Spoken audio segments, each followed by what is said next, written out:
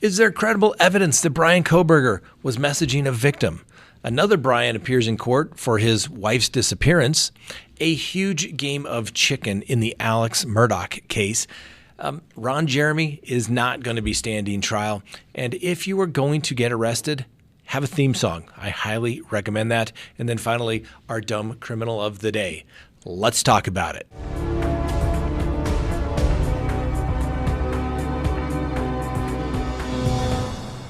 Good day, everyone. My name is Scott Reich, and this is Crime Talk. First, I want to apologize. Didn't put up a video yesterday, and we didn't go live, and we didn't do our Patreon show. Apologies. My apologies.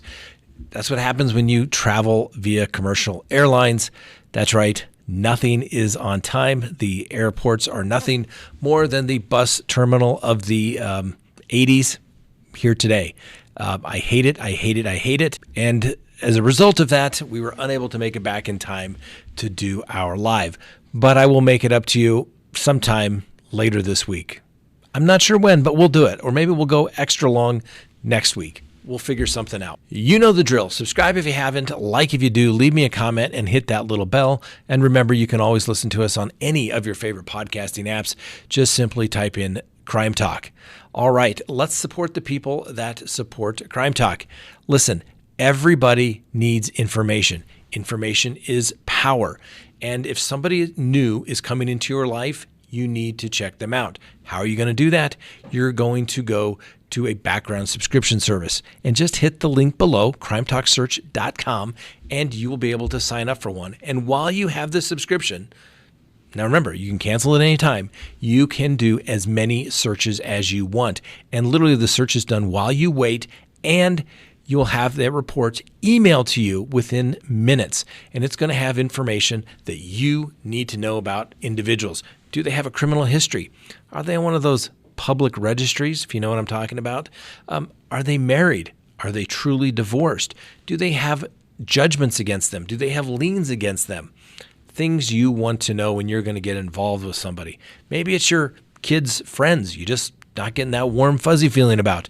Check them out. Go to crimetalksearch.com. You'll be happy you did.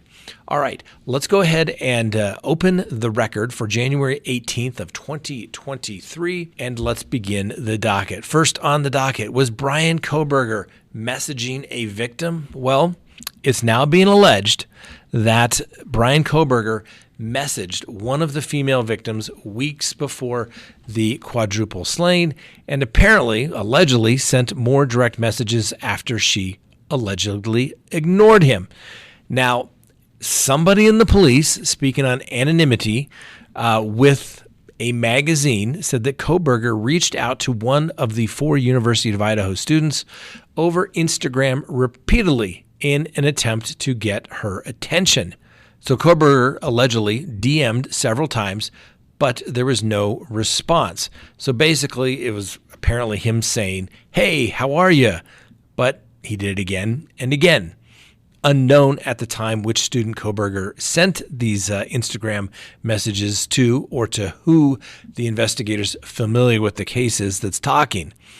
So this unidentified source said that whether the woman Kohberger allegedly messaged deliberately ignored him, or if the messages he sent went into her requested folder from people she wasn't friends with. Those messages don't appear as alerts and are hard to see. So we do know that the victim, Kaylee Gonsalves, is said to have complained of a stalker in the run-up to the killings, but it's unclear if there's any link between this and her murder.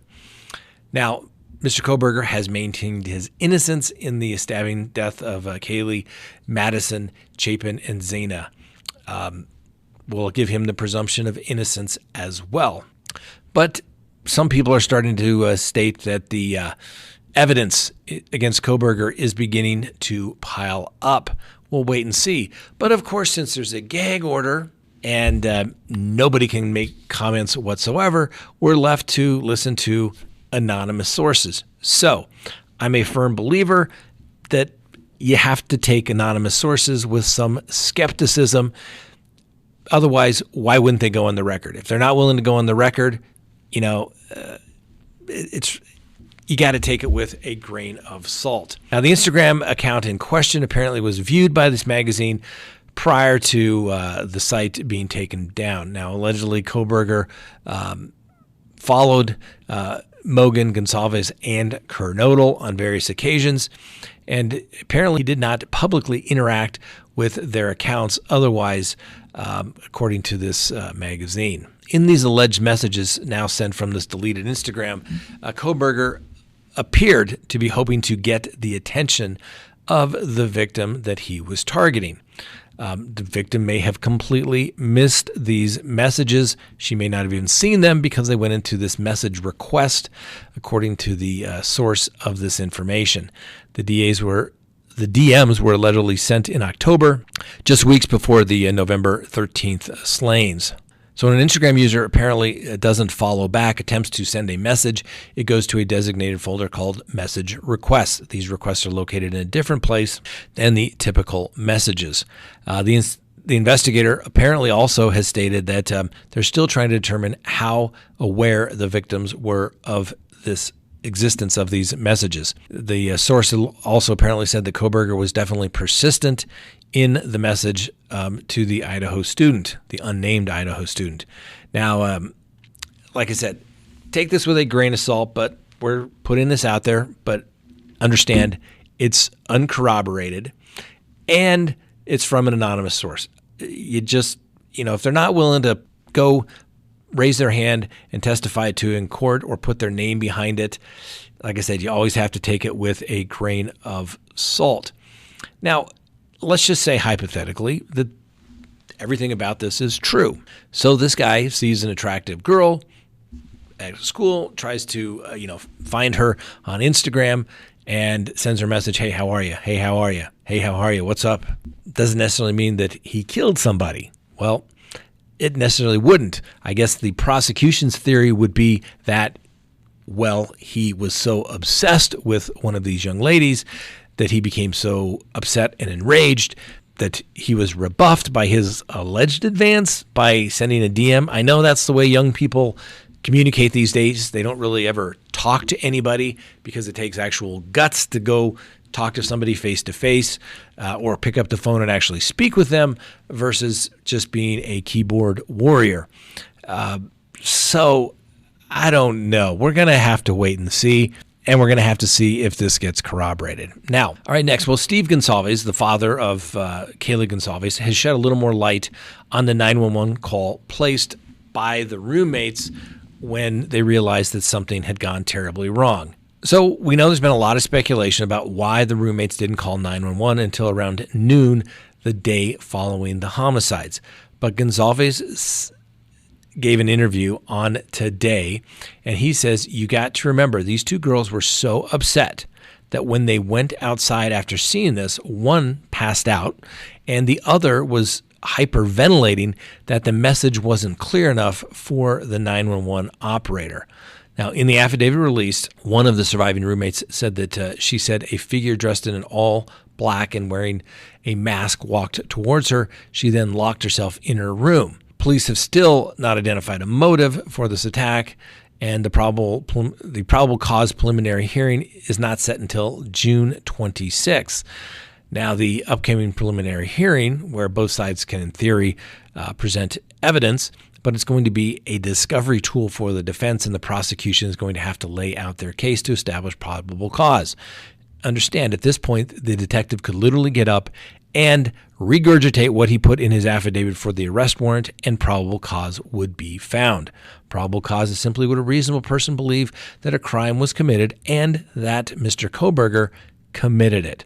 Very low standard, not the same standard of proof at trial, which is proof beyond a reasonable doubt. Somebody asked a question, how could you hold somebody when they haven't met their standard? The standard is low. The standard is very low throughout the proceedings, unless and until at trial the prosecution can prove each and every element of the offense beyond a reasonable doubt. If the government failed to prove just one element of the offense, it would be the solemn oath and obligation of the jury to find any defendant not guilty. However, if the prosecution proves their case beyond a reasonable doubt, it is the solemn oath and obligation for the jurors to find the defendant guilty. whether it's Mr. Kohberger or any defendant. We'll simply have to see how all this evidence comes out in the future. Stay tuned. All right, next on the docket, another guy named Bryan. Coincidence? I don't know, but Bryan Walsh was ordered held without bail in the disappearance of his wife this morning. Now, prosecutors revealed that he used his son's iPad to make some disturbing Google searches, including how to stop a body from decomposing, how long before a body starts to smell. So Bryan Walsh appeared somewhat stone-faced at one point, shook his head as he was arraigned in the Quincy District Court on charges of murder and tampering with a body without a proper authority, stemming from the disappearance of his wife, Anna Walsh. The district attorney, Lynn Beeland, this morning laid out the Bryan's sketchy behavior in the days after he claimed that Anna had in fact vanished in the early hours of New Year's Day when the mom of three allegedly left his Cohasset home for a work emergency. Around 4:55 a.m., January 1st, Beeland alleged records indicate that Bryan used his young son's iPad to Google how long before a body starts to smell and how to stop a body from decomposing. He also searched how long for someone to be missing to inherit. It's always about the money, isn't it, ladies and gentlemen? Anyway, apparently Anna supported the family, including the couple's three sons, aged 2 through 6, through her high-paying real estate gig. Bryan, who pled guilty to federal fraud charges back in 2021, was under home confinement at the time of her disappearance, and the internet searches continued throughout the morning of January 1st with some other queries like, how long does DNA last? And dismemberment, and the best ways to dispose of a body. Those, I think, could be used against him, couldn't they? Well, after buying 3 carpets at Home Goods on January 2nd, he allegedly Googled hacksaw, best tool to dismember. Can you be charged with murder without a body? And can you identify a body with broken teeth? Kind of gives you some example of maybe what happened to Anna, doesn't it? Well, the same day, the district attorney Beeland said that Bryan went to Home Depot. Previous reports confirmed that he bought $450 in cleaning supplies. The summary also listed a Tyvek bodysuit, mops, and baking soda among some of the purchases. Now, on January 3rd, a man in a Volvo vehicle matching Bryan's description was seen on surveillance placing heavy trash bags in dumpsters at apartment complexes in Broxton and Abington. The same day, he also allegedly made searches related to hair on a dead body and the rate of decomposition of remains in a plastic bag versus those in the woods, plus the impact of baking soda on the odor of decomposition. Now, by the time the investigators were alerted to Anna's disappearance and checked the dumpsters in question, the district attorney explained that the bags had already been transferred and destroyed. However, the same could not be said for the trash bags Bryan was thought to have disposed of at his mother's apartment complex in Swemscott, where his phone placed him on January 5th. Now, police traced the bags to a trash transfer station in Peabody, which is apparently north of Boston, and then they found bloodstained carpet, hatchet, and hacksaws that were previously reported, according to the district attorney. Law enforcement found towels, slippers, tape, and a Tyvek suit matching the one that Bryan allegedly purchased days earlier. Also among the rubbish was a Prada purse and hunter boots matching what Anna was said to have been wearing when she was last seen. Apparently, a COVID vaccination card in her name was also found as well. DNA analysis of the items revealed both Anna and Bryan's genetic material on the bloody slipper and on the Tyvek suit. Now, the district attorney concluded her explanation of the alleged scheme by noting that on December 27th, just days before Anna went missing, Bryan Googled, what's the best state for divorce for a man? Rather than divorce, it's believed that Mr. Bryan Walsh killed and dismembered Anna Walsh and then discarded her body. The judge agreed with the prosecution's request to hold this other guy named Bryan without bail. The suspect was then escorted from the courtroom. We've said it once, we'll say it again. The 12 undeniable truths from a criminal defense attorney, it's always about the money. And when they say it's not about the money, then you know it's about the money. Listen, lots of people go through divorce. It sucks. It's expensive. But remember, you get a divorce. You don't go kill your spouse. Please remember that. Don't kill your spouse. Don't do that. All right. Next, Alec Murdaugh. We're coming up on trial, ladies and gentlemen. We're talking within the next 2 weeks. We should know if Alec Murdaugh is in fact guilty. We'll give him the presumption of innocence until and if a jury convicts him. But on more interesting news, yes, a Southern Scandal. That's the name of the Netflix series that's going to coincidentally coincide with Alec Murdaugh's murder trial there in old Colleton County, South Carolina. It's going to be a 3-part series and also addresses the mysterious deaths of longtime Murdaugh family housekeeper Gloria Satterfield and Stephen Smith, a Hampton County teenager whose body was found in the middle of a rural road in the summer of 2015. Now remember, that's the young man that they believed was involved in a hit and run in the middle of the road. But when the family's home was searched, their hunting compound was searched, they were going to reopen the case as it relates to Stephen Smith because they found some new evidence. Wonder what that could be. I don't know. But apparently, allegedly, maybe the Murdaughs had something to do with covering up. We will have to wait and see. But let's face it, it is a game of who is going to blink first. I love this stuff. This is good lawyering. Remember, Alec Murdaugh, you would normally think a lot of people are going to say, hey, let's waive speedy trial. Let's set this out way in the future. But he's got 2 very, very experienced criminal defense attorneys. And what have I always said? If you have a shot of winning a homicide trial, you need to go on the first setting because the prosecution never believes that you're going to go on the first setting. And there's a lot of information, okay? I've seen it before. You tell the client, hey, it's a game of risk. Let's see. Do you want to go? Let's go. And they always say, no, we better stop. Okay, fine. That's their choice. We'll waive speedy trial. We'll set it out. But then the clients always notice, wow, they didn't have all their experts. They didn't have all their reports in. They hadn't turned over all the discovery yet. They continued their investigation and the case continued to build, didn't it?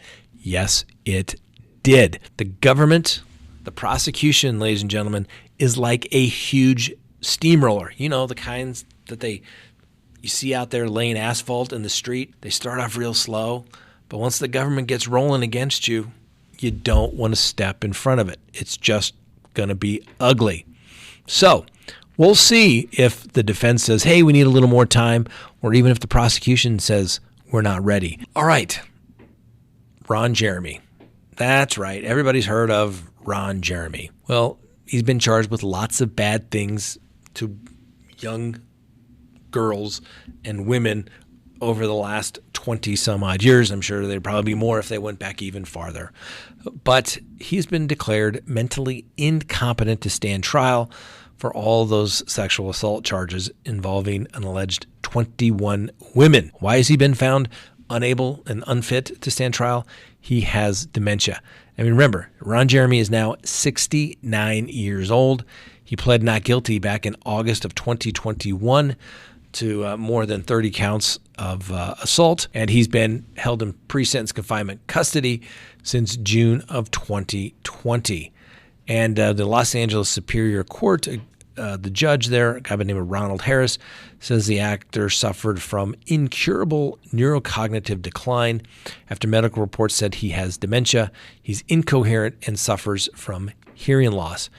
The attorney who represents Mr. Jeremy, Stuart Goldfarb, has been telling the court for some time that his client has been unable to recognize him when he visited him in the holding cell before a court hearing. Now, a review of medical documents apparently reviewed in interviews with Jeremy has determined that obviously he has dementia and he cannot assist in his defense, which is one of the factors that the court takes into consideration. And you need to be able to understand what the heck is going on in court. So now what happens? Does he just get to go free? No. A hearing on whether he is going to be held at the state hospital will be heard next month, and we'll see what the court does. My guess is he's going to a hospital. I believe he has no resources to go into assisted living or some sort of memory care, which if anyone's ever dealt with somebody that has Alzheimer's or dementia, you know that it's extremely, extremely expensive, and it is a horrible, horrible disease. All right, next, if you're going to commit crime, get a theme song. I highly recommend it. So a man was apparently wielding a knife and blasting the Dukes of Hazzard theme song while driving a stolen tractor. Now, of course, he's been taken into custody after a chase, but apparently the town of Boone in North Carolina, the police department said that they received a call about a John Deere tractor being driven erratically in a parking lot trying to run down pedestrians. This took place on Tuesday. The guy that was ultimately determined to be the driver was a guy by the name of Ronnie Hicks. And you can take a look at this video of the incident showing Hicks plowing down stop signs and swerving past incoming traffic while he's being pursued by several police officers. At least 8 cops with flashing lights on can be seen behind Mr. Hicks as he refused to stop. Now, remember, the maximum speed here was about 20 miles per hour, and that went on for about an hour. Now, the department chief, a guy by the name of Andy LeBeau, said that he ordered officers to shoot the wheels of the tractors, but a determined Mr. Hicks continued to chase for a few more miles despite losing a tire. Apparently, the chief as well as the officers were concerned about the welfare and safety of their citizens, and hence the reason why they tried to take out the tires. Hicks also intentionally rammed a police vehicle. Why is it always police vehicle? Police car. It's a police car. You know, cops always get out and say, oh, I got out of my police vehicle. Really? I don't get out of my vehicle. I get out of my car. Anyway, I digress. And the police were also concerned about the parkway that he was entering. There was an elementary school there, so they didn't want him to get that far.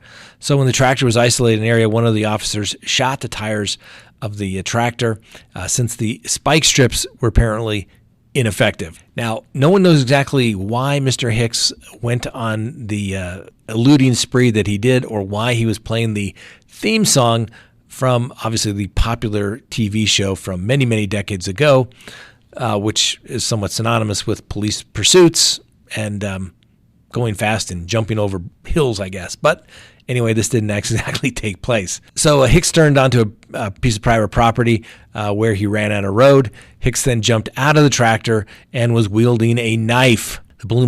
A police officer then utilized a taser and took the suspect down without any further injury. He was lucky he didn't get shot. So that's good. Mr. Hicks has been taken into custody. Charges are not exactly clear as of yet. I got one word for you.